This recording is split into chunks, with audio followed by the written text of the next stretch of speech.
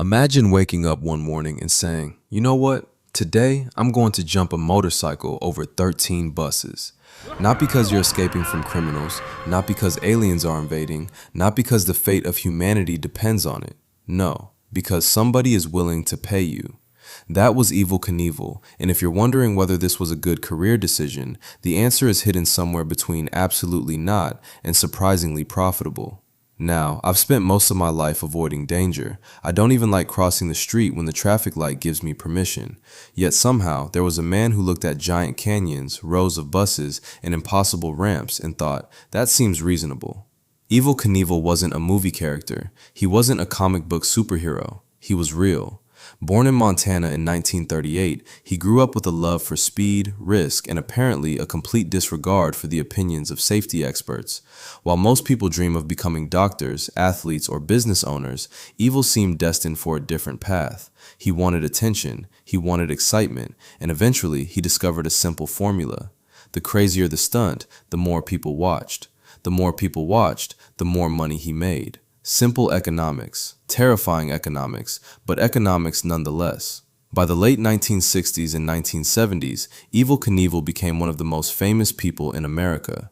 Crowds packed stadiums to watch him attempt jumps that looked impossible. Cars, trucks, buses, anything that could be lined up in a row became an obstacle.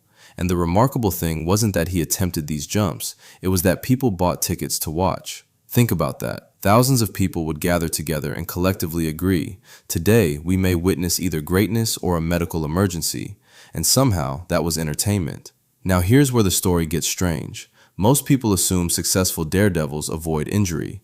Evel Knievel did not. He crashed. A lot. Broken arms, broken legs, broken ribs, broken hips, concussions, hospital stays.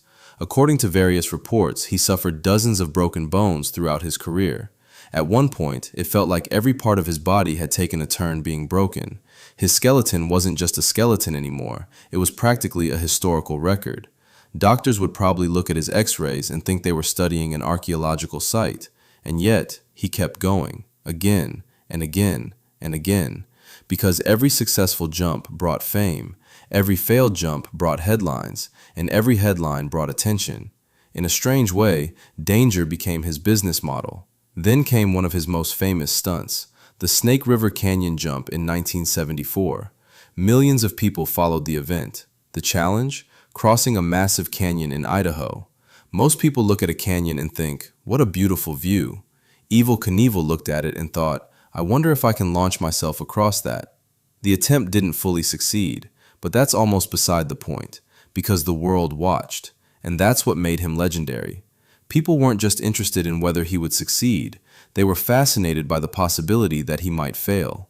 It's an uncomfortable truth about human nature. We admire courage, but we're also curious about risk. We watch because part of us wonders, what happens if this goes wrong? Now here's the fascinating part. Despite all the injuries, all the crashes, all the pain, Evel Knievel became wealthy and famous. For many people, he represented fearlessness, the ultimate daredevil, a man willing to risk everything.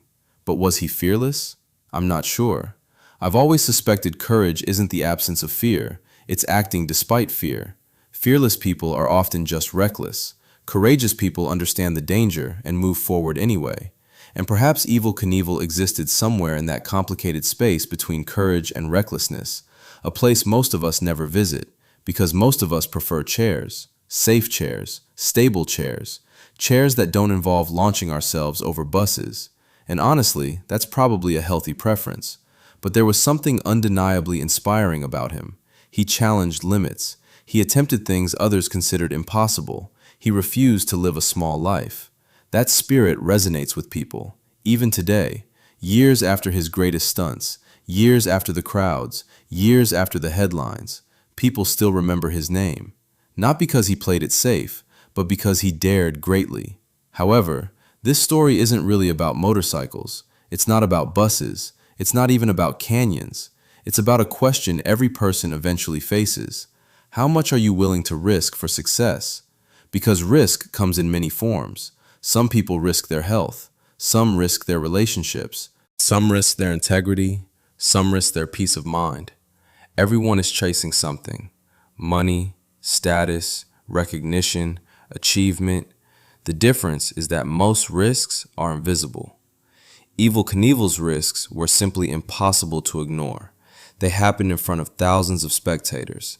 But the lesson isn't that we should all become daredevils. Please don't watch this video and start measuring the distance between rooftops. That's not the takeaway. The real lesson is balance. Ambition is valuable. Dreams are valuable. Taking risks is often necessary, but not every opportunity deserves the same price. Sometimes the money isn't worth the damage. Sometimes the attention isn't worth the pain. And sometimes the greatest act of courage is knowing when to stop. Evel Knievel earned fame by risking his life, but the rest of us can learn from his story without repeating it, because success should improve your life, not destroy it. And perhaps that's the moral hidden beneath all the motorcycles and broken bones. Chase your dreams. Take calculated risks. Be brave enough to attempt extraordinary things, but never become so obsessed with winning that you gamble away the very life you're trying to improve.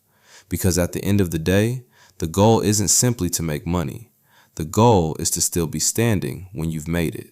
And that's a jump worth making. What's your favorite part in the story? I'd love to know in the comments. Thank you, and I'll see you in the next video.